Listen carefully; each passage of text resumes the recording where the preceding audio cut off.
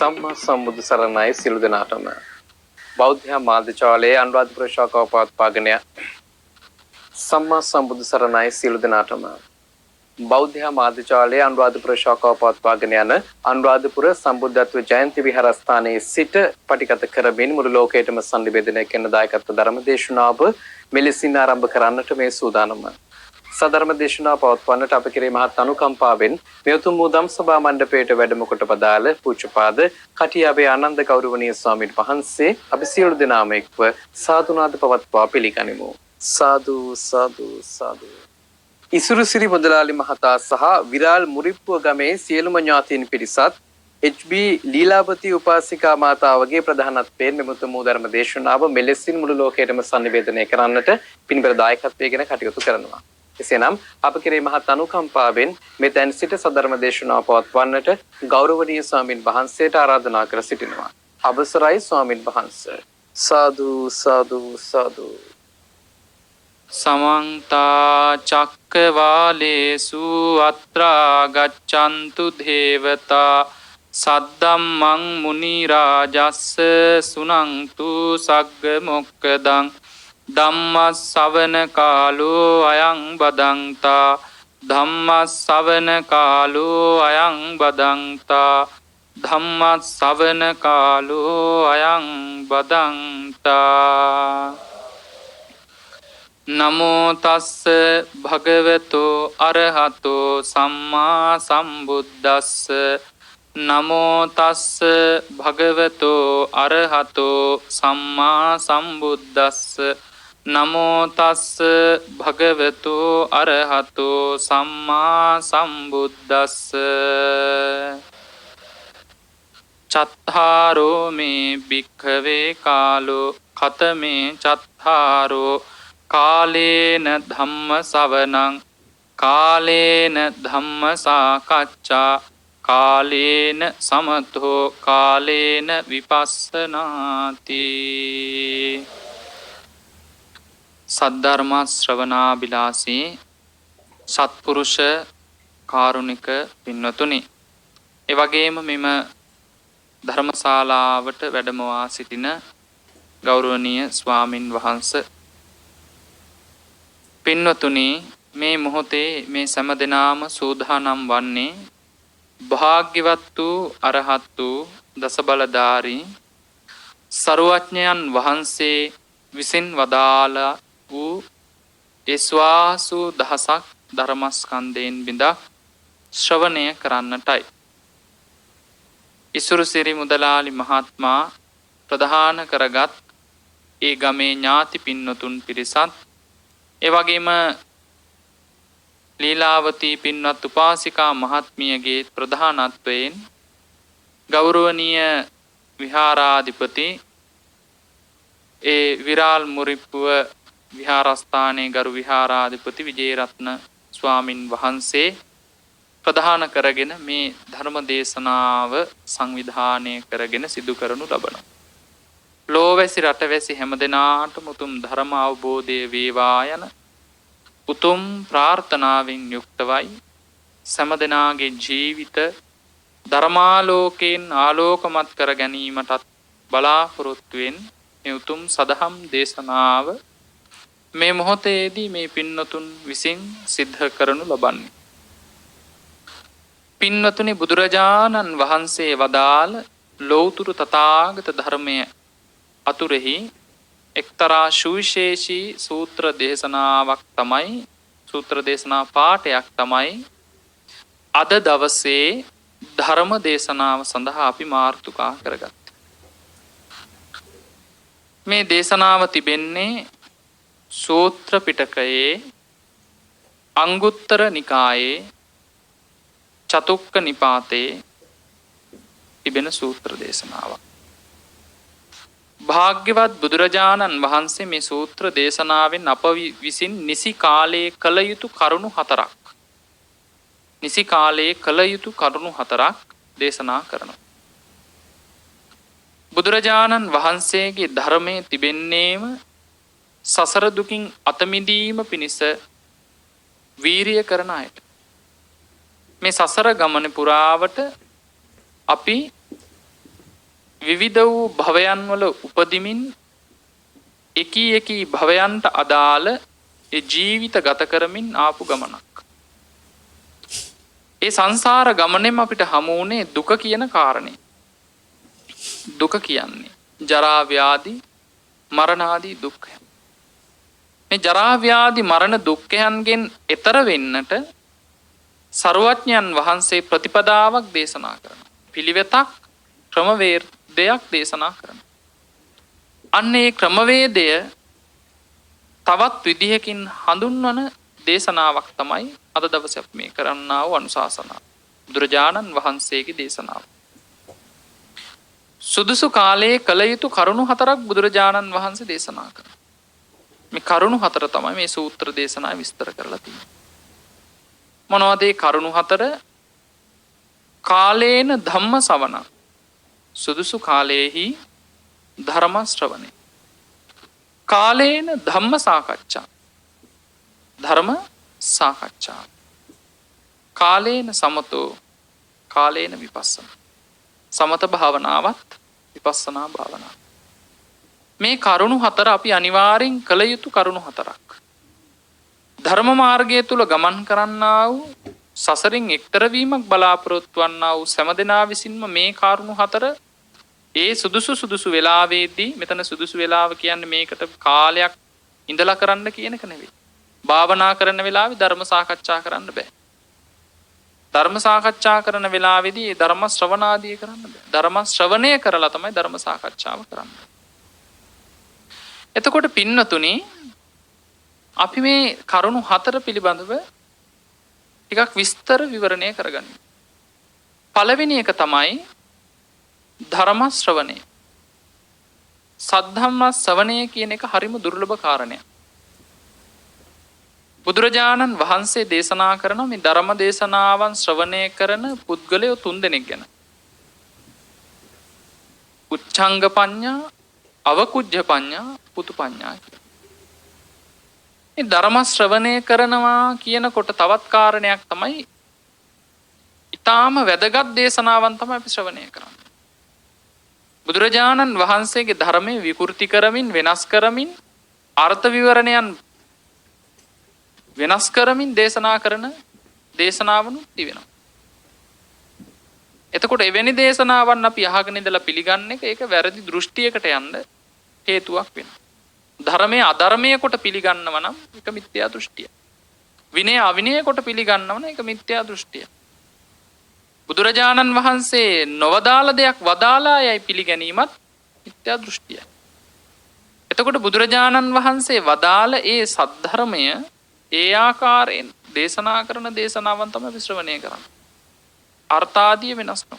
අද බොහොමයක් මේ සමාජ අර්ථ විකෘති කරලා වෙනස් කරලා තම තමන්ට හිත්ලූ පරිද්දෙන් අර්ථ විවරණයන් දීලා තමන්ට ගැලපෙන විදිහට ධර්ම හදාගන්න යනවා. එහෙම හදාගෙන නිවන් දකින්න උත්සාහ කරන අය ගොඩක් ඉන්නවා. එහෙම කවදාවත් නිවන් දකින්න අපිට ඕනෑ විදිහට නිවන් දකින්න පුළුවන් කමක් නැහැ. ඒ කියන්නේ මට ඕනේ ක්‍රමයට නිවන් දකින්න ක්‍රමයක් හදාගන්න බෑ. බුදුරජාණන් වහන්සේ දේශනා කරපු ක්‍රමයට ඒ මාර්ගයේ ගියොත් විතරයි මේ සසරෙන් ඈතර වෙන්න පුළුවන්.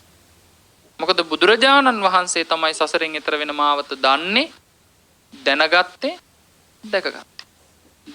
දැනගත්ත භාග්‍යවතුන් වහන්සේ තමයි මේ ධර්ම මාර්ගය ලෝකයාට විස්තර කරලා දේශනා.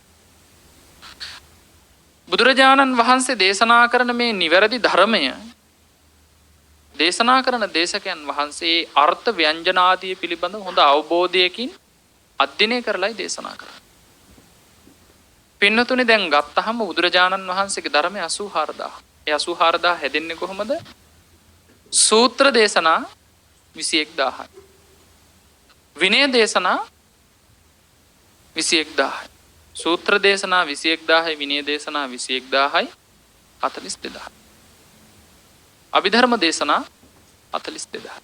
එතකොට මේ කියන 42000යි ඔක්කොම 84000යි. එතකොට මේ කාණ්ඩ 3 හඳුන්වන නම් 3ක් තියෙනවා. වෝහාර දේශනා, ආනා දේශනා, පරමත්ත දේශනා කියලා හඳුන්වනවා. වෝහාර දේශනා කියලා කියන්නේ සූත්‍ර පිටකයට. සූත්‍ර පිටකෙත් කොටස් කීපයක් තියෙනවනේ අපි අහලා තියෙනවා. දීඝනිකාය, මජ්ක්‍ධිම නිකාය, සංයුත්ත නිකාය, අංගුත්තර නිකාය, කුද්දක නිකාය. කුද්දක නිකායට අයත් ග්‍රන්ථ කීපයක්ම තිබෙනවා. එතකොට මේ නිකායන් පහේ තමයි සූත්‍ර දේශනා සහ අන්තිමටම අභිධර්මය තියෙන එක සූත්‍ර ගණයටම ගණන්නේ නැහැ. නමුත් කුද්දක නිකායට අයත්වයි තියෙන්නේ. රස වශයෙන් ඒක විදං. භාග්‍යවතුන් වහන්සේගේ ධර්මය රස වශයෙන් ගත්තහම එක් ආකාරයකට. ඒ කියන්නේ අපි මහ මුහුදට ගිහිල්ලා ලංකාවේ මහ මුහුද ආසන්නයට ගිහිල්ලා මහ මුහුදෙන් දිය දෝතක් අරගෙන පානය කරොත් එන්නේ ලවණ රසය. වෙනත් රටකට ගිහිල්ලා වෙනත් රටකින් ඒ තිබෙන්නා වූ මුහුද අයිනෙන් හෝ මුහුදෙන් හෝ වෙනත් ඈතක තැනකින් මහ මුහුදේ වතුර ටිකක් අරගෙන පානය කරලා බලුවොත් ඒ ඉන්නේ ලවණ රසයම.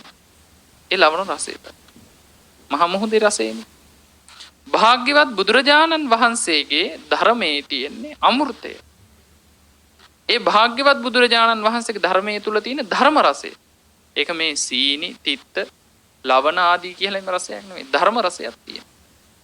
සබ්බ රසං ධම්ම රසං ජිනාති. සියලු රසයන් අතරින් ශ්‍රේෂ්ඨතම රසය තමයි භාග්‍යවතුන් වහන්සේගේ ධර්මයේ රසය.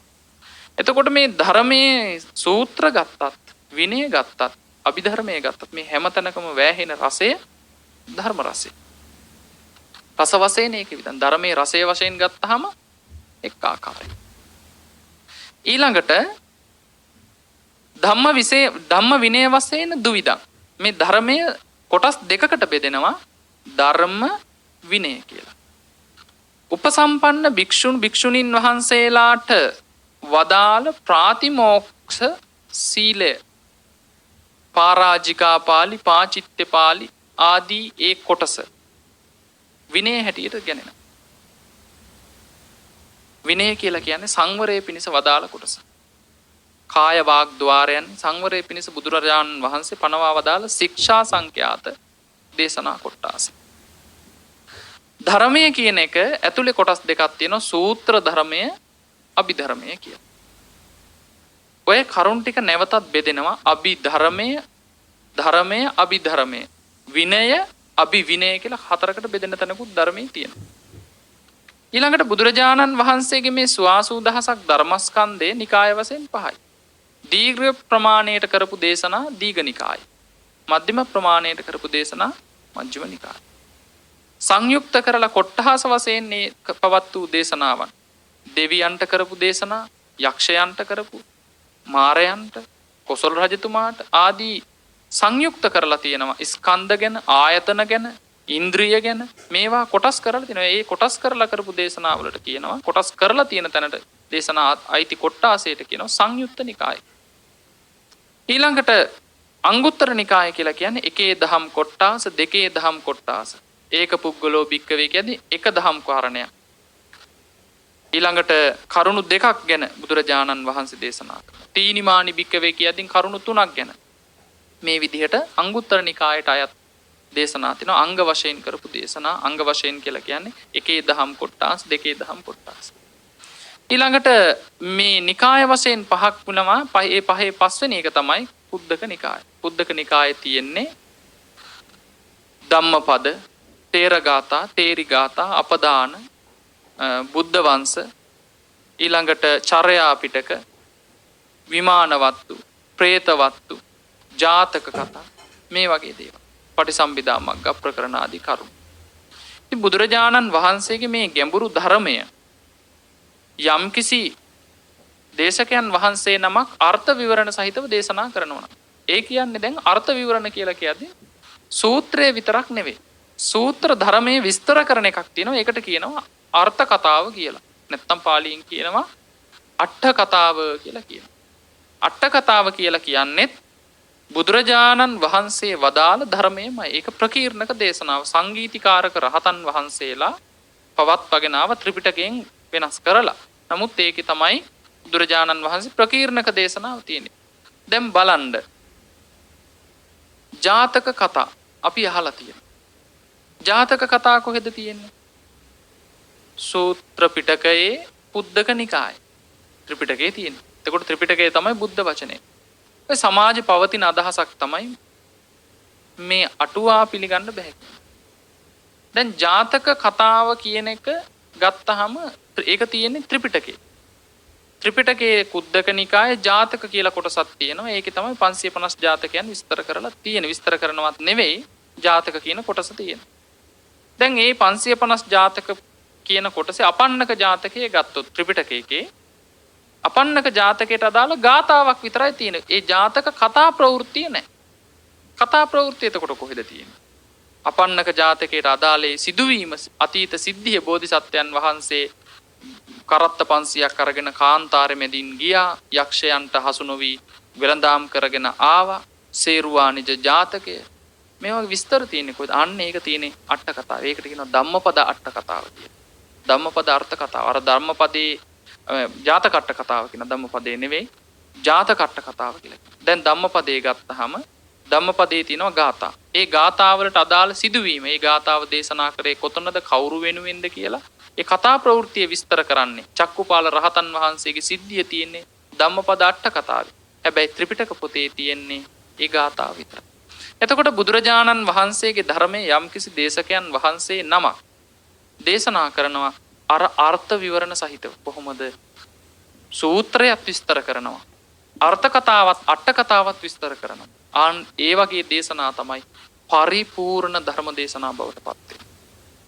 එවැනි දේශනා තමයි අපි අහන්න ඕනේ. මොකද එතකොට අපිට ධර්මය පිළිබඳව හොඳ ඒ දේශනාව පිළිබඳව හොඳ පැහැදිලි අවබෝධයක් ඇති වෙනවා. ඉතින් බුදුරජාණන් වහන්සේ දේශනා කළා මේ ධර්ම දේශනා කරන දේශකයන් වහන්සේ දේශනා කරන්න ඕනේ සූත්‍රයක් විස්තර කරමින් ඒකේ අර්ථයක් විස්තර කරමින්. නැත්තම් සූත්‍රය විතරක් විස්තර කරලා අර්ථය විස්තර කරන්නේ නැති වුණොත් එහෙම මේ දේශනාව අඩුවක් තියෙනවා. ඊළඟට දේශනාව අහන පිරිස හොඳට ඒක අහන්න ඕනේ කියලා බුදුරජාණන් වහන්සේ දේශනා කළා. හොඳට ඇහුවොත් ලැබෙන ආනිසංස 4ක්. ධර්ම දේශනාව හොඳට ඇහුවොත් ලැබෙන ආනිසංස 4ක් සෝතානුදත කියන සූත්‍ර දේශනාවේදී බුදුරජාණන් වහන්සේ දේශනා කරලා තියෙනවා. දැන් ධර්ම ශ්‍රවණය කරන පිරිසේ කොටස් 3ක් ඉන්නවා. සමහරු බණ අහනවා. ඒ අහන වෙලාවේ ධර්ම ශ්‍රවණය කරගෙන ඉන්නවා. හැබැයි ඒක ගැන සිහියක් නැහැ. අහනවා වගේ ඉන්නවා, සිහියක් නැහැ. අවබෝධයක් නැහැ. එවැනි පිරිසක් බණ අහනවා කියලා බුදුරජාණන් වහන්සේ දේශනා. සමහර කෙනෙක් ධර්ම ශ්‍රවණය කරනවා, අහගෙන ඉන්නවා. ඒ දේශනාව ඉවර වෙද්දී දේශනා කළේ මොකක්ද කියලා මතක නැහැ. සමහර කෙනෙක් ධර්ම දේශනාවක් අහනවා. ඒ කෙනා බොහෝම ගෞරවයෙන් ධර්ම දේශනාව ශ්‍රවණය කරනවා. දේශනාව ඉවර වෙලා යන ගමනුත් ඒ ධර්මයේ ගැන මෙනෙහි කරනවා. ගිහිල්ලත් නැවත ඒ ධර්මයේ මෙනෙහි කරනවා කියලා බුදුරජාණන් වහන්සේ දේශනා කරනවා. ආන් එහෙම කෙනාට තමයි මේ ධර්මයෙන් වඩා වැදගත් ඵලයක් නෙලා ගන්න පුළුවන්.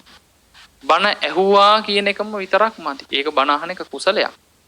මණ්ඩුක දිව්‍ය රාජ පුත්‍රයාට මණ්ඩුක දිව්‍ය රාජයෙක් වෙන්න උනේ ගෙම්බෙක් වෙලා හරි බණ අහපු හින්දා. හැබැයි බණ තේරුනේ නැහැ. අර ශබ්ද රසයට. ඉතින් බණ ශ්‍රවණය කරනවා කියන එක කුසලයක්. හැබැයි ඒක ඊට වඩා කුසලයක් වෙනවා. ඒක නිතර නුවණින් මෙනෙහි කරනවා නම්. ඒ නුවණින් මෙනෙහි කරනවට කියන අපේ ධර්මයේ යෝනිසෝ මනසිකාරය. දැන් අපේ හුඟා පින්වතුන් ධර්ම ශ්‍රවණය කරනවා. හැබැයි ඒක ආයෙ මෙනෙහි කරන්නේ දේශනාවක් ඉවරුණාට පස්සේ සාදු කියලා අනුමෝදන් වෙනවා. එච්චරයි. අපිට මේ ධර්මයෙන් ප්‍රතිඵලයක් ලැබෙන්න නම් ඒ අහපු දහම් කාරණා නැවත හිතෙන් අයින් වෙන්න නොදී. මොකද අපේ හිත කෙලෙස් බරයි. මේ හිතක් ඇතුලේ ලෝභ, ද්වේෂ, මෝහ මෙව්වත් එක්ක තමයි ඔට්ටු වෙන්නේ. ඊළඟට ප්‍රශ්න, ගැටලු දැන් ගිහියත්තු ගත්තාම බණ අහලා එළියට බහැපු ගමන් එතන ඉඳන් තියෙන අවුල් ජාලාවක්. මොකද දරුවන්ගේ ප්‍රශ්න, කුඹුරේ ප්‍රශ්න, එහෙම නැත්නම් ආර්ථික ප්‍රශ්න, රැකියාවේ ප්‍රශ්න, ගෙදර ප්‍රශ්න. එතකොට අර අහපු ධර්ම කරුණු ටික එහෙමම ආපහු කළු ගලක් මේ විලකට අතෑරියා, වැවකට අතෑරියා වගේ යට යනවා. අපි මේ ධර්මකාරණා ආය උද්දීපනය කරලා ගත්තොත් තමයි අපිට මේ ධර්ම ඇසූ ධර්මයෙන් ප්‍රතිඵලයක් උදා කරගන්න පුළුවන් වෙන්නේ. ඉතින් බුදුරජාණන් වහන්සේ දේශනා කරනවා මේ අහන ධර්මය අහපු තැන විතරක් නතර වෙන්න එපා. ඒක නැවත නුවණින් මෙනෙහි කරන්න. දැන් පංචස්කන්ධය ගැන අහන්න ලැබෙනවා ධර්ම දේශනාවකට. ඉතින් හිතනවා ඒ ගැන. මෙහෙම දේශනාවක් දේශනා වුණා. පංචස්කන්ධය කියලා එකක් වදාලා. ඒ ස්වාමින් වහන්සේ බුද්ධ දේශනාව ඇසුරේ. පංචස්කන්ධය කියන්නේ රූප වේදනා සංඥා සංකාර විඥාන. එහෙනම් මේ සංකාර කියන්නේ මොකද්ද? විඥාන කියන්නේ මේ ගැඹුරු දහම් අර්ථයන් නිතර මෙනෙහි කරනකොටම පින්වතුනි ඒක ඇවිල්ලා ධම්මානුපස්සනාව. බුදුරජාණන් වහන්සේ නිවන් මඟක් දේශනා කළානේ. මොකද්ද? ඒකායනෝ භික්ඛවේ අයම් මග්ගෝ. මහණෙනි එකම මාර්ගයයි. සත්තානං විසුද්ධිය. සත්වයන්ගේ ස්වකීය సంతාන පිරිසුදු වෙන්න. సంతානය කියලා කියන්නේ සිත. චිත්ත సంతානෙ පිරිසුදු වෙන්න. ඥායස් අධිගමාය. චතුරාර්ය සත්‍ය අවබෝධයත් මාර්ගඵල ලබා ගන්නත්. නිබ්බාන සච්චි කිරියයි. නිර්වාණය සාක්ෂාත් කරගන්න. චත්තාරෝ සතිපට්ඨාන සතර සතිපට්ඨාන භාවනාව. එතකොට සතර සතිපට්ඨානේ කොටස් තියෙනවා 4ක්. කායානුපස්සනා, චිත්තානුපස්සනා, වේදනානුපස්සනා, ධම්මානුපස්සනා කියලා. කායානුපස්සනාවේ භාවනා ක්‍රම 14ක් තියෙනවා. ඒ 14 ආනාපාන සති, දසාසුබ, ආහාරේ පටික්කුල සංඥා, සම්පජඤ්ඤා ආදී භාවනා, දත්තින් සාකාරේ මේ ආදී භාවනා. එතකොට ධම්මානුපස්සනාව කියලා කියන්නේ මේ ස්කන්ධ ධාතු ආයතන ඉන්ද්‍රිය මේවා මෙනෙහි කිරීම.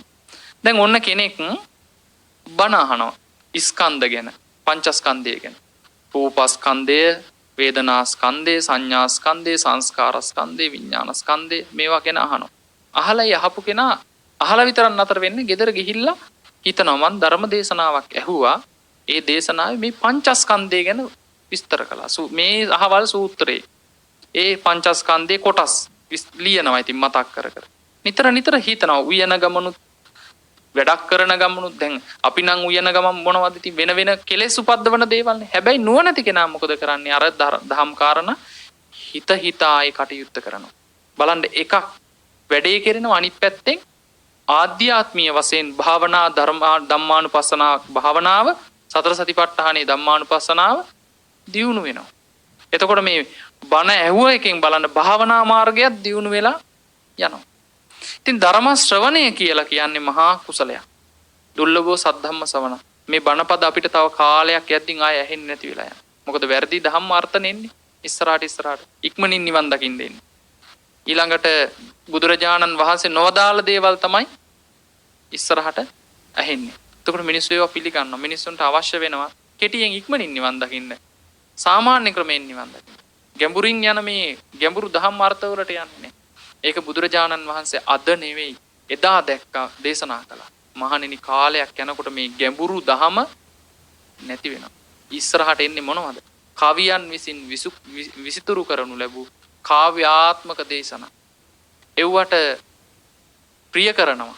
එව්වා හොඳයි කියලා පිළිගන්නවා. මේ ගැඹුරු ධර්මයේ යට යනවා. ඒ නිසා මහණෙනි මේක අනාගතයේ ඇති වෙන බයක් හැටියට නුඹලා දකින්න කියලා බුදුරජාණන් වහන්සේ දේශනා කළා. අනාගත බය 5ක් දේශනා කරන එකක් ඕක. ඒ දැකලා ධර්ම විනයේ ගැඹුරු ධර්මයේ විනයේ හික්මෙන්න කියලා බුදුරජාණන් වහන්සේ වදාළා. අද ඒක වෙලා නැහැ. ධර්මයේ නාමයෙන් කවි ආදී දේවල්, ගීත ආදී දේවල් අද ඉස්සරහට තව ටික කාලයක් යද්දී ඊටත් වඩා මේක වෙනස් වෙනවා. මේ තථාගත ශාසනයට වෙන පරිහානි මේක වළක්වන්න බැහැ. මොකද ලෝකයේ හැමදේම අනිත්‍යයි. අපි දැනගන්න ඕනේ මේ අනිත්‍ය වෙලා යන මේ ධර්ම ප්‍රතිපදාව ශාසනය තුල උනත් නිවන් මඟ දියුණු කරගන්න. කාලයක් යනකොට ධර්මයේ වෙනකොට විවිධ දේවල් තමයි එන්නේ. මැණික් විදිහට මැණික් ලෝකේ තියෙනකන් වටිනවා. හැබැයි මැණික් විදිහට ආදේශකයක් ආපු ගමන් මැණික් වල වටිනාකම නැති වෙනවා. නැති වෙනවා කියන්නේ මිනිස්සු ඒකට වටිනාකමක් දෙන්නේ නැහැ. නැත්තම් මැණිකේ වටිනාකම මෙහෙමම තියෙනවා. ධර්මයේ වටිනාකම මෙහෙමම තියෙනවා. ධර්මයේ වෙනුවට ආදේශක ආපුවම බොහොම සරල දේවල් ආපුවාම මිනිස්සු පිළිගන්නවා.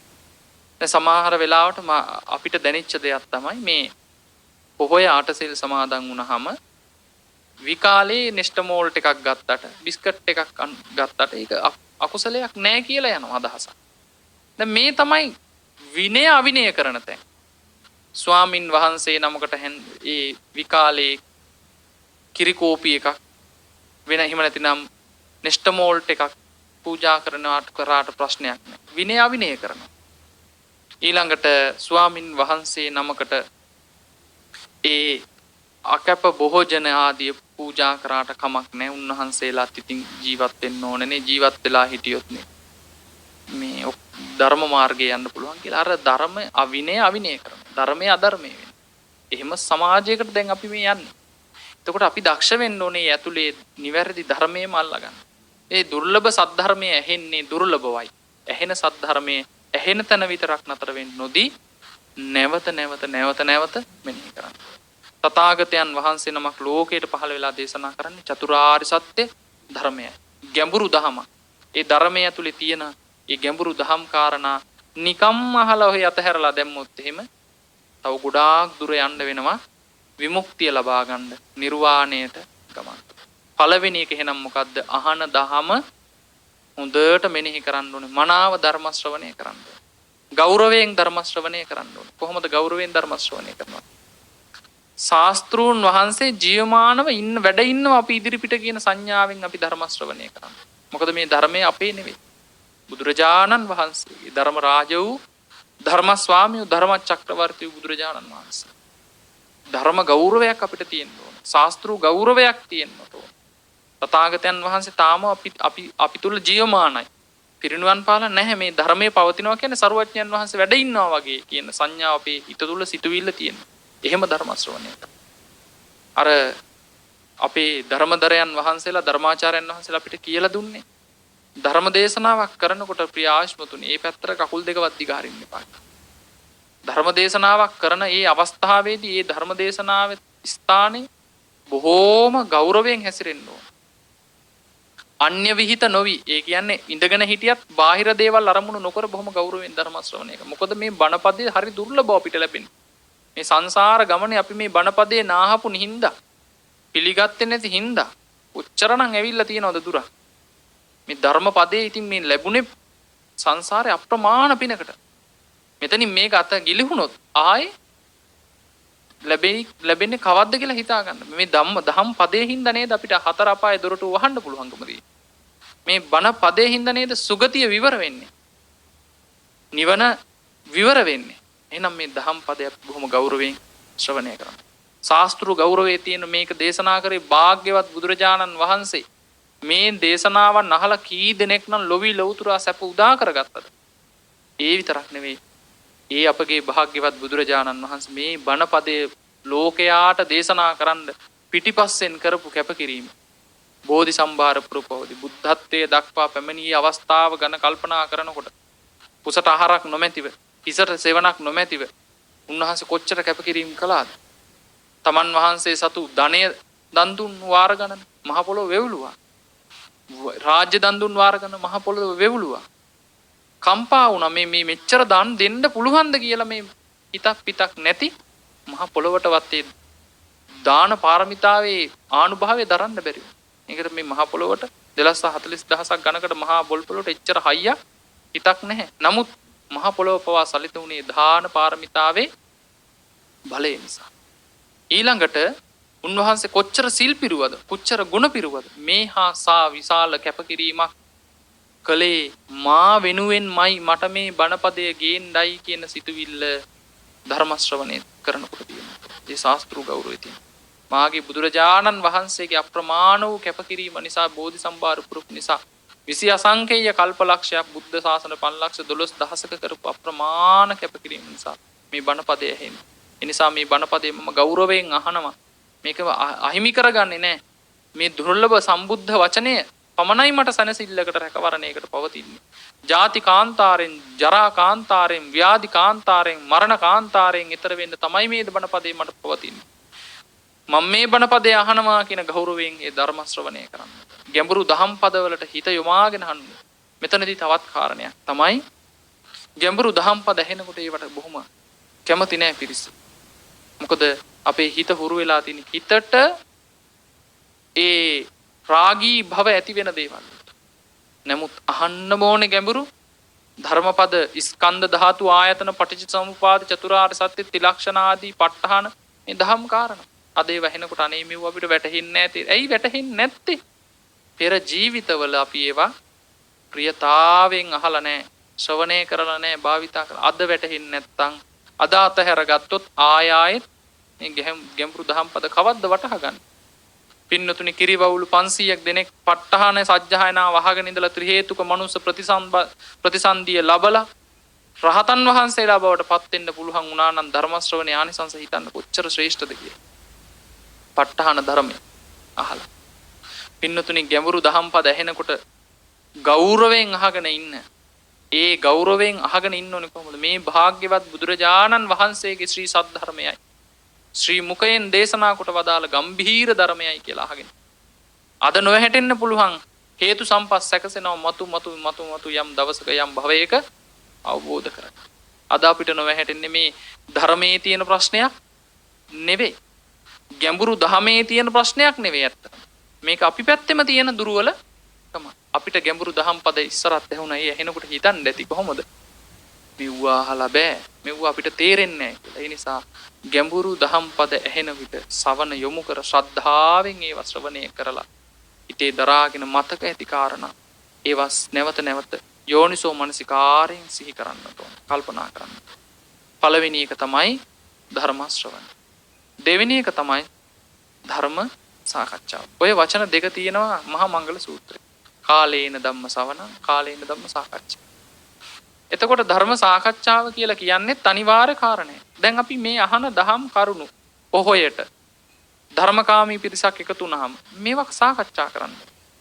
දැන් පොහොයට එකතු වුණාම නොකල යුතු කතා බුදුරජාණන් වහන්සේ දේශනා කරලා තියෙනවා. රාජ කතා, චෝර කතා, රජ්ජුරුවෝ ගැන, සොරුන් ගැන, කාමේ හිතන දේවල් ගැන මේවා කතා කරන්න එපා කියලා. දෙතිස් කතා තියෙනවනේ.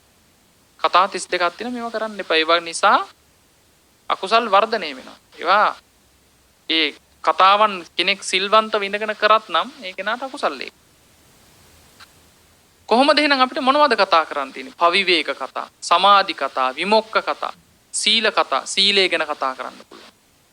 විවේකී කාය චිත්ත විවේකයේ ගැන කතා කරන්න කියලා තියෙනවා. සාකච්ඡා කරන්න. ඒව ධර්ම සාකච්ඡා.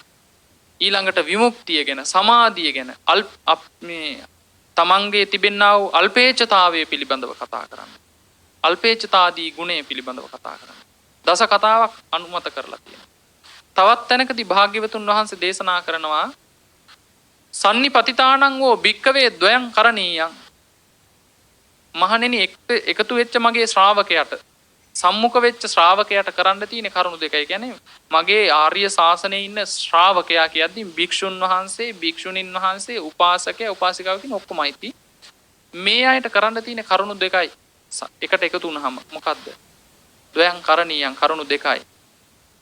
ධම්මීවා කතා අරියෝවා තුන්නී භව. ධාර්මික කතාවක් කරන්න ඕනේ. දැහැමි කතාවක්. දැහැමි කතාවක් කියද්දි මොන අර කතා 32ම අයින් කරපුවාම ඉතුරු වෙනවා සාකච්ඡා කරන කරුණු 10ක්. දස කතාවක්. එහෙම නැත්නම් අරියෝවා තුන්නී භව, ආර්ය තෘෂ්ණීම් භාවය. ආර්ය තෘෂ්ණීම් භාවය කියලා කියන්නේ තෘෂ්ණීම් භූත බිම්බලාගෙන ඉන්න එක නෙමෙයි. භාවනා මානසිකාරයක හිත පැවැත්වීම. මේ කරුණු දෙක තමයි එකතු වෙන මගේ ශ්‍රාවකයාට කරන්න තියෙන්නේ. පොයට විහාරස්ථානෙට ගිහිල්ලා ඊට කලින් කරපු දේවල් ගිය පොයට කර වෙච්ච ඇබැද්දි ඒව නෙමෙයි. Taman ගියා සාකච්ඡා කරන්න දහම් කරුණක් තියෙනවා නම් ඒ දේ කතා කරා නැත්නම් කතා නැතුව හිටියා. දැන් හුඟක් වෙලා තියෙන්නේ බලෙන් හරි කතාවට ගන්න. බලෙන් හරි කතාවට ඒක අකුසල. දැන් බලන්න කෙනෙක් විහාරස්ථානයට ගිහිල්ලා ගුණ පුරා ගන්නවා කියන අදිෂ්ඨානේ සියලු කතාවන්ගෙන් වැළකීලා ධර්ම කතාවක හිටියොත් එහෙම මේ කෙනාව බලෙන් මේකට ඇදලා ගන්න හදනවා. එන්නේ නැත්තම් ඊට පස්සේ මොකද කියන්නේ? මේ මිනිස්යාගේ තියෙන මහාන් තත්ත්වය. කතාවත් කරන්නේ නැහැ.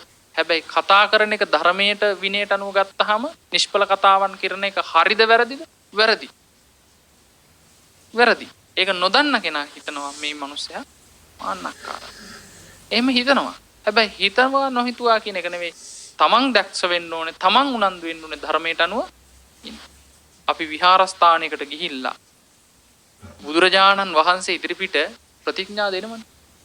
බුදුරජාණන් වහන්සේ ධර්මයේ සංඝයාත් තුනුරුවන පළමුවද දෙවනුවද තෙවනුවද මම සරණ යනවා. ඔබ වහන්සේලා ඉදිරිපිට මම ප්‍රතිඥා කරනවා තිසරණ ඉදිරියේ මම අද දවස රහතන් වහන්සේලා අනුගමනය කරමින් ප්‍රාණඝාතයෙන් වැළකී සිටිමි. මම අද දවස රහතන් වහන්සේලා අනුගමනය කරමින් සොරකමින් වැළකී සිටිමි. මම රහතන් වහන්සේලා අනුගමනය කරමින් අද දවස බ්‍රහ්මචාරී භාවයේම ආරක්ෂා කර බඹසර ආරක්ෂා කර. මම අද දවස රහතන් වහන්සේලා අනුගමනය කරමින් බොරු කීමෙන් වැළකීමි. මම අද දවස රහතන් වහන්සේලා අනුගමනය කිරීමෙන් මත්ද්‍රව්‍ය මත්වතුරු භාවිතයෙන් වැළකීම. රහතන් වහන්සේලා අනුගමනය කරමින් මම මේ අද දවස උසසුන් මහා අසුන් ඒ වගේම විකාල භෝජනයන් නැටුම් ගැයුම් වැයුම් කීම් කෙරීම සහ බැලීම් ඒ වගේම වැළකීම. මෙහෙම අධි ප්‍රතිඥාවක් දෙනවා. එතකොට මේ ප්‍රතිඥාව රකින්න හොඳ සිහියක් සතියක් තියෙන්න ඕන. ඒ විතරක් නෙවෙයි හොඳ වීරියක් තියෙන්න. ඉවසීමක් තියෙන්න. එහෙම කරගත්තොත් තමයි සීලය සමාදන් වෙච්ච එකේ උත්තම ප්‍රතිලාභයට යන්න පුළුවන්. එතන සීල් සමාදන් වෙනවා. සීල් සමාදන් වෙන්නේ විහාරයේ ධර්මශාලාවට එනකොට විවිධ දේවල් කතා කර කර එනවා. ඊට පස්සේ ධර්මශාලාවට අවිල්ල වාඩි වෙලා ආහාර දානේ අරගත්තා. හාමුදුරු කෙනෙක් බණ කියන්න වඩින්නේ නැත්තම් ඉතින් විවිධ සල්ලාපයන් සමහර කෙනෙක් කරා. ඒක අකුසල. මොකද අපි සිල්වන්ත භාවයේ ප්‍රතිඥා කළා. අපි මම සිල්වතෙක් වෙනවා කියලා බුදුරජාණන් වහන්සේ තිසරණේ ඉදිරිපිට ප්‍රතිඥා කළා. ඒ විතරක් නෙවෙයි සිල්වන්ත භාවයට තමයි තව කෙනෙක් ගෙනල්ලා දානයක් වුණත් පූජා කරන මේ සිල්වන්ත පිරිසක් නේ කියලා. එතකොට සිල්වන්ත භාවයේ පෙන්න දුසිල්වන්තයෝ ඇටිට ඉන්නකොට ඒකේ ආදීනව ඒ කාටද? දන් දෙන කෙනාට නෙවෙයි. ඒවා අනුභව කරන ගිහි පැවිදි උභය පාර්ශවයට. මේක ගිහි අයටත් පොදුයි, පැවිද්දන්ටත් පොදුයි. අපි කාටත් පොදුයි. නිසා සිල් රකින්න හොඳ සිහියක් තියාගන්න ඕනේ. ඒ සිල් රකින්න නම් පුළුවන් වෙන්නේ හොඳ වීරියකින්. ඒ වීරියකින් සිල් රකින්න අතර වාරේ ධර්ම සාකච්ඡාව කරන්න ඕනේ. වෙනම විසමාචාර දේවල් සාකච්ඡා නොකළ යුතුයි. ධර්ම සාකච්ඡාවට අපිට කරන්න දේවල් ගොඩක් තියෙනවා. සමාධිය ගැන කතා කරන්න පුළුවන්. සීලය ගැන සාකච්ඡා කරන්න. බණපද වලින් ඇහිච්ච කාරණා කොච්චර තියෙනවද අපිට සාකච්ඡා කරන්න. විසඳ ගන්න තැන් අපිට ධර්මයේ පිළිබඳව යම් යම් සැක සංකා තියෙනවා. මොකද සැකය කියන එක විචිකිච්ඡාව නැති වෙන්නේ සෝතාපට්ටි මාර්ගයෙන්. සෝවාන් භූමියටපත් වෙනකම් ධර්මයේ පිළිබඳව ඉතින් විවිධ කුකුස් තියෙනවා. සැකයන් තියෙනවා. අතීතේ මම කියලා කෙනෙක් හිටියද? අනාගතේ මම කියලා කෙනෙක් ඉන්නවද? මම කියන්නේ කාටද? මම කියන කෙනා හැදුනේ කොහොමද? මෙහෙම ඉතින් සැක තියෙනවා. 16 ආකාරයක සැකයක් තියෙනවා කියලා බුදුරජාණන් වහන්සේ දේශනා කරනවා සබ්බාසව සූත්‍රයේ. තව තියෙනවා බුද්දේ කංකති. බුදුරජාණන් වහන්සේ ගැන සැක. ධම්මේ කංකති. ධර්මයේ ගැන සැකය. සංඝේ කංකති. සංඝයා ගැන සැකය. සික්ඛේ කංකති. සීලය ගැන අපිට සැකයක් තියෙනවා. පුබ්බන්තේ කංකති. පෙර ජීවිතේ කියන්නේ පසුවෙච්ච ජීවිතය ගැන සැකයක් තියෙනවා. ගිය ආත්මේ කවුරු වෙලාද හිටියේ? මොකද්ද වුනේ? කොහොමද මම ආවේ? මම කියලා කෙනෙක් ගිය ආත්මේ හිටියද? ওই විදිහට පෙර ජීවිතය ගැන. ඒ වගේම ඊළඟට තියෙන ජීවිතේ භවය ගැන, මතු ජීවිතය ගැන. අපරන්තේ කංක. පුබ්බන්ත අපරන්තේ කංක. අතීත ජීවිතයත් අනාගත භවයත් ගැන මේ භවයන් දෙක පිළිබඳව සැකය. පටිච්චසමුප්පාදේසු කංකති. පටිච්චසමුප්පාද ධර්මයේ පිළිබඳව සැකය. ඉතින් විවිධ සැකයන් අපිට තියෙනවා. මේක නැති වෙන්නේ විචිකිච්ඡා නීවරණේ ප්‍රහීන වෙන්නේ සෝතාපට්ටි මාර්ගයෙන්. එතකොට ඒ සැකයන් දුරු කරගන්න පුළුවන් වෙන්නේ ධර්මයේ සාකච්ඡා කරනවා. මම මේ අහවල් විදිය ධම් දේශනාවක් ඇහුවා. ඒක මේ වගේ කාරණයක් විස්තර වුණා. මොකද්ද මේ කාරණේ කියලා ධර්මකාමීන් සමග සාකච්ඡා කරනවා. එතකොට සැකයන් දුරු වෙනවා. ධර්ම සාකච්ඡාව කියන්නේ නිවන් දොරටුවක්. නිවන් දොරටු පහක් බුදුරජාණන් වහන්සේ දේශනා කළා. ධර්ම සාකච්ඡාව, ධර්ම ශ්‍රවණය, ධර්ම මනසිකාරය, ධර්ම සජ්ජායනාවයි 4යි, භාවනාවයි 5යි. එතකොට ධර්ම සාකච්ඡාව, ධර්ම ශ්‍රවණය කියලා කියන්නේ නිවන් දොරටුව. අපි අර අහපු දහම් කාරණා අහපු තැන අතර නොවි ඕනම් පොතක ලියා ගන්න පුළුවන් අපිට. සටහනක් දා ගන්න පුළුවන්. අපිට මේ දහම් පදයන්, දහම් වචන, දහම් කාරණා ඒවා ලියාගෙන හොඳට සාකච්ඡා කරන්න. මේ ධර්මයේ කතා කරනවා නම් මැරෙනකම් කතා කරන්න තියෙනවා. ඉච්චරකට ගැඹුරු ධර්මයක්, ඉච්චරකට විස්තර ධර්මයක්. ඒ වගේම තමයි මේ දහම් කාරණා සාකච්ඡා කරනකොට සැකතෙන් අඩු වෙලා මනා අවබෝධයක් ධර්මයේ පිළිබඳව ඇති වෙනවා. ඔන්න දැන් කරුණු දෙකයි. සුදුසු කාලේ කරන්න ඕන කරුණු දෙක. පළවෙනි එක තමයි ධර්ම ශ්‍රවණය. දෙවෙනි එක තමයි ධර්ම සාකච්ඡා. ඊළඟ කාරණේ කාලේන සමතෝ. සමත භාවනා කිරීම.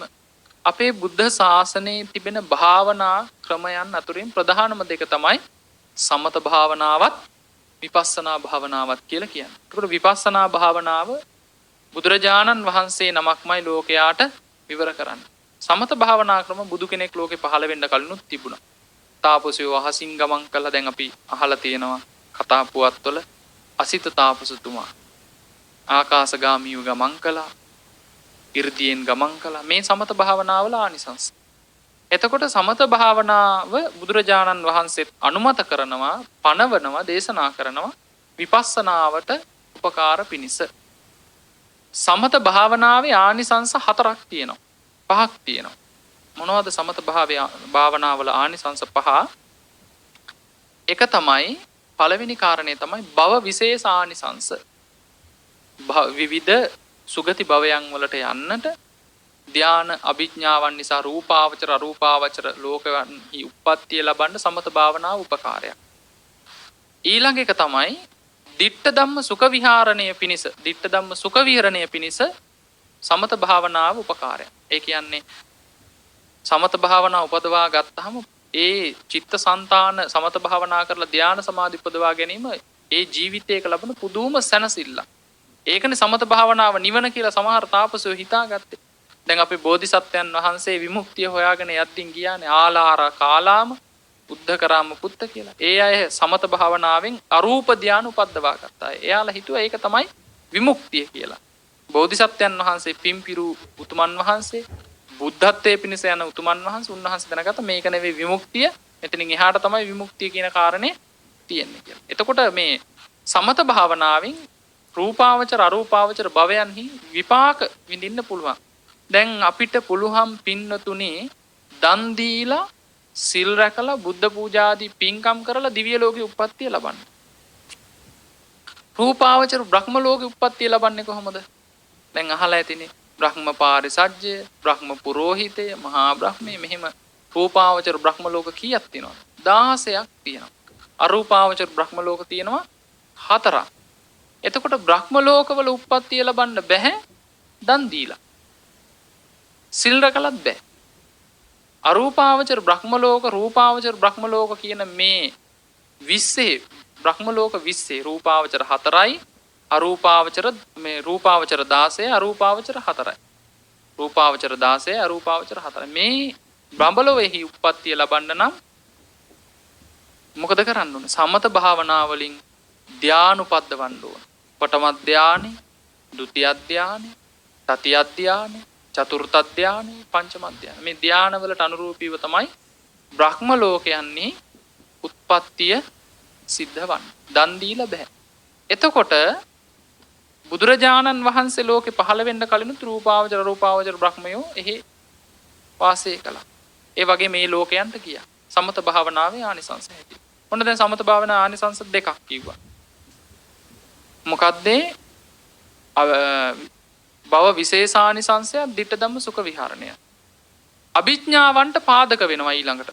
මොකද්ද? සමත භාවනාව. අභිඥා කියලා කියන්නේ විශේෂ හැකියාවන්. දැන් මේ ඇත්තෝ අහලා ඇති රහතන් වහන්සේලා 이르දියෙන් ගමන් කළා. රහතන් වහන්සේලා බුදුරජාණන් වහන්සේ ගඟ මත ඇවිද්දා. ඊළඟට බුදුරජාණන් වහන්සේගේ ශරීරයෙන් ගිනි කඳයි ජල කඳයි පිට වුණා. මේවට කියනවා 이르දි බල කියලා. මේවා උපද්දවන්නේ, මේවා පහළ වෙන්නේ අභිඥා හැකියාවකින්. පංචවිධ අභිඥා කියලා කියනවනේ. එතකොට මේ අභිඥාවන් උපද්දවන්න පුළුවන් වෙන්නේ සමත භාවනා කරොත් විතරයි. විපස්සනා භාවනා වලින් අභිඥා උපද්දවන්න බෑ. පළවෙනි එක ඔන්න සමත භාවනාවේ ආනිසංස භව විශේෂානිසංසය. තුන්වෙනි එක ditta ධම්ම සුඛ විහරණය. හතරවෙනි එක තමයි මේ පැහැදිලි කරපු අභිඥාවන්ට පාදක වීම. ඊළඟට හතරවෙනි කාරණය තමයි නිරෝධ සමාපත්තියටත් පාදක වෙනවා සමත භාවනාව. පස්වෙනි කාරණය තමයි සමත භාවනාව ආනිසංසයක් වෙනවා විපස්සනා භාවනාව. එතකොට සමත භාවනාවෙන් අපිට ලැබෙනවා ආනිසංස කීපයක් කරනකොට. එකක් ditta ධම්ම සුඛ විහරණය, අභිඥාවන්ට පාදක වීම, භව විශේෂානිසංස, නිරෝධ සමාපත්තියට පාදක වීම සහ විපස්සනා භාවනාවට පාදක වීම. සමත කියලා කියන්නේ හිතේ සංසිඳීම ඇති කරන භාවනාව. හිතේ සංසිඳීම කියලා කියන්නේ මේ සමත භාවනාවෙන් පුදුමාකාර සැනසෙල්ලක්, සමාධියක් ඇති කරනවා. ඒ සමාධියේ තියෙනවනේ කොටස් දෙකක්. උපචාර සමාධිය, අර්පණා සමාධිය කියලා. එතකොට මේ සමාධිය ඇති කරනවා මොකෙන්ද? සමත භාවනාව. සමත භාවනා ක්‍රම තියෙනවා ඔක්කොම බුද්ධ ශාසනයේ 40ක්. 40ක් තියෙනවා සමත භාවනා. අනුස්සති භාවනා 10යි. ඒ වගේම අසුභ භාවනා 10යි. කසින භාවනා 10යි 30යි. අරූප භාවනා 4යි 34යි. බ්‍රහ්ම විහාර භාවනා 4යි 38යි. ආහාරයේ පටික්කුල සංඥා භාවනාවයි 39යි. සතර මහා ධාතු විනිශ්චය කරන එහෙම නැත්නම් චතු ධාතු වවත්තාන භාවනාවයි 40යි. සමත භාවනා 40ක් තියෙනවා. ඉතින් මේ සමත භාවනාවලම තමයි බුද්ධානුස්සතිය තියෙන්නේ. ධම්මානුස්සතිය තියෙන්නේ. මෛත්‍රිය තියෙන්නේ. ආනාපාන සතිය තියෙන්නේ. ඒවා ඔක්කොම සමත පූර්වාංගම භාවනා. ඊළඟට මේ සමත භාවනාව අපේ ජීවිතේ හුරු කරන්න ඕනේ, පුහුණු කරන්න ඕනේ. ටික ටික හරි හුරු කරන්න ඕනේ සමත භාවනාව. ඒ හින්දානේ බුදුරජාණන් වහන්සේ දේශනා කළා තියෙන මේක කරන්න කියලා. දැන් අපි විහාරස්ථානයකට ගිහින් හෝ ගෙදර හෝ බුදු ගුණ මෙනෙහි කරනවා. භාග්‍යවත් බුදුරජාණන් වහන්සේ මේ කාරුණයෙන් අරහං නම් වනසේක, සම්මා සම්බුද්ධ නම් වනසේක. මේ තමයි සමත භාවනාව. කෙනෙක් හිතනවා සියලු සත්වයෝ වෛර නොවෙත්වා, තරහ නොවෙත්වා ආදී වශයෙන් මේ තමයි සමත භාවනාව. ඔන්න සමත භාවනාවේ කොටස් කීපය. එතකොට මේ සමත භාවනාවත් කරන්න ඕනේ. දැන් අපිට කරුණු කීයක් කීවද කරන්න කියලා? කරුණු 3යි. පළවෙනි එක ධර්ම ශ්‍රවණය, දෙවෙනි එක ධර්ම සාකච්ඡාව, තුන්වෙනි එක සමත භාවනාව. පළවෙනි එක ධර්ම ශ්‍රවණය, දෙවෙනි එක ධර්ම සාකච්ඡාව, තුන්වෙනි එක සමත භාවනා කිරීම. හතරවෙනි කාරණය තමයි විපස්සනා භාවනා කිරීම. අර සමත භාවනාවට අභිබවා ගිහින් නිර්වාණ අවබෝධය ලබා දෙන භාවනාව තමයි විපස්සනා භාවනාව. විශේෂයෙන් දක්නා වූ භාවනාවට කියනවා විපස්සනා භාවනාව. එතකොට නිවන් දකින්නම කෙලින්ම තියෙන භාවනාව තමයි විදර්ශනා භාවනාව. ලෝතුරා බුදුවරු ලෝකෙට පහළ වෙලා දේශනා කරන භාවනාවත් විදර්ශනා භාවනාව. එහෙම නැත්නම් විපස්සනා භාවනාව. සමතයත් නිවන් මගට උපකාරයි. නමුත් ඍජුවම උපකාර කරන මොන භාවනාවද? විපස්සනා භාවනාව. හොඳයි. එතකොට මේ විපස්සනා භාවනාව කියලා කියන්නේ මොකක්ද? මේ පංචස්කන්ධය, මේ අපේ ස්කන්ධ පංචකය, මම කියලා පනවගෙන ඉන්න පංචස්කන්ධය අනිත්‍යයි, දුකයි, අනාත්මයි කියලා මේකේ ඇත්ත යථාර්ථය දක්නා වූ භාවනාවට තමයි විපස්සනා භාවනාව කියලා කියන්නේ. සබ්බේ සංඛාරා අනිච්චාති, සබ්බේ සංඛාරා දුක්ඛාති, සබ්බේ සංඛාරා අනාත්තාති. මේක තමයි විපස්සනා භාවනාව. එතකොට සංස්කාර ධර්මය ජරා ව්‍යාධි මරණ වලට පත් වෙනවා කියලා දකින ගැඹුරු භාවනාවට කියනවා විපස්සනා භාවනාව කියලා. කෙනෙක් රහත් වෙන්නේ, සසරෙන් එතර වෙන්නේ විපස්සනා භාවනා කළොත්. අනිවාර්යෙන් ලෝතුරා බුදුවරයෙක්, පසේ බුදුවරයෙක්, රහතන් වහන්සේ නමක් වේවා, ඒ උතුම් මාර්ගඵල අවබෝධයට පත් වෙන්නේ සමත භාවනාවෙන් නෙවෙයි, විපස්සනා භාවනාවෙන්. ඒ නිසා විපස්සනා භාවනාවක් කරන්න ඕනේ. විපස්සනා භාවනාව ගැන තියෙනවා විසුද්ධි මාර්ගය කරන ආකාරය. සමත භාවනාව කරන හැටි විසුද්ධි මාර්ගයේ තියෙනවා. සූත්‍රගත ධර්මයේ තියෙනවා. නමුත් කෙනෙක්ට ටිකක් සරල වේ කරුණු හොයාගන්න අවශ්‍ය නම් විසුද්ධි මාර්ගයේ පැහැදිලිව බුද්ධ දේශනාව විස්තර කරමින් ඒ භාවනා ක්‍රම තියෙනවා. හොඳයි. ඉතින් මේ කරුණු හතර බුදුරජාණන් වහන්සේ අපිට කරන්න කියලා වදාලා. කළ යුතුයි කියලා සුදුසු කාලයේදී මොනවද? ධර්ම ශ්‍රවණය, ධර්ම සාකච්ඡාව, සමත භාවනා කිරීම සහ විපස්සනා භාවනා.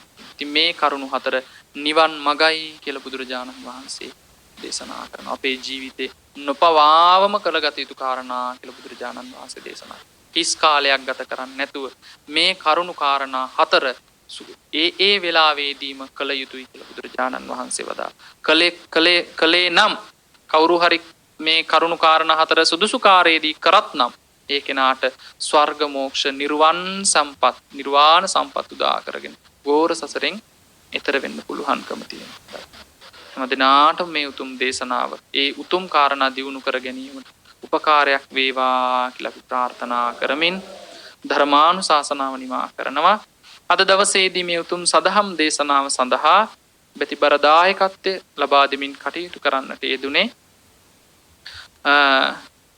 විරාල් මුරිප්පුව ඒ ප්‍රදේශයේ පදිංචි ඉසුරුසිරි පින්වත් මුදලාලි මහත්මයා, ඒ වගේම ඒ ග්‍රාමයේ වාසය කරන්නා වූ සියලුම ඥාති පිරිසත්, ඒ වගේම පින්වත් HB ලීලාවති උපාසිකා මාතාව ඇතුළු පින්නතුන් සියලු දෙනාත්, ඒ වගේම අවසරයි අපේ විරාල් මුරිප්පුව විහාරාධිපති ස්වාමින් වහන්සේත්, ඇතුළු මේ සියලු දෙනා විසින්ම තමයි මේ පුණ්‍ය කර්මයේ ධර්ම දේශනාවේ දායකත්ව ලබා දෙමින් කටයුතු කරන්නට යෙදුනේ. ඒ වගේම තමයි ඒ පින්නතුන් විසින් බලාපොරොත්තු වෙනවා පුණ්‍යානුමෝදනා කරන්නට පරලෝසපත් වන්නට යෙදුණු ඒ මල්හාමි ඇස්වැද මහත්මයාගේ ඒ වේද මහත්මයා ඒ වගේම පියාණන් මේ පින්නතුන්ගේ ඒ වගේම පවුලේ මිය ගියා වූ කිරි අම්මා කිරි අත්තා ඇතුළු සියලු දෙනාටම පුණ්‍යානුමෝදනා කරන්න බලාපොරොත්තු වෙන ඒ අත්තන්ට මේ කුසල් නිවන් පිණිස හේතු වාසනා වේවා කියලා අපි ප්‍රාර්ථනා කරනවා. ඒ වගේම ජීවත්ව සිටින පින්වත් HB ලීලාවති මෑණියන්ට නිරෝගී සම්පත් සැලසේවා දායකත්වයේ දරූ සැමටත් නිරෝගී සම්පත් දිගාසිරි සම්පත් සැලසේවා කියලා ප්‍රාර්ථනා කරනවා. ඒ වගේම දරුවන්ගේ අධ්‍යාපන කටයුතු ආදී සාර්ථක කර ගැනීමටත් විරාල් මුරිප්පුව ඒ විහාරස්ථානයේ ගෞරවනීය විජේරත්න ස්වාමින් වහන්සේටත් නිදුක් නිරෝගී චිර ජීවනයත් ධර්මාවබෝධයත් සැමටත් ධර්මාවබෝධයේ ලෝකවාසී රටවාසී හැමදෙනාට ධර්මඥානයෙන් සසර කෙලෙස් ගිනි නිවා අමා නිවන් සුව උදා කරගන්නත් මේ කුසල් හේතු වාසනා වේවා කියලා ප්‍රාර්ථනා කරමින් ආශිර්වාද පුණ්‍යානුමෝදනා සිදු කරනවා. සැමට උතුම් චතුරාර්ය සත්‍ය ධර්මයෙන් අවබෝධ වේවා යන ප්‍රාර්ථනාවෙන් දෙවියන්ට පින් අනුමෝදන්.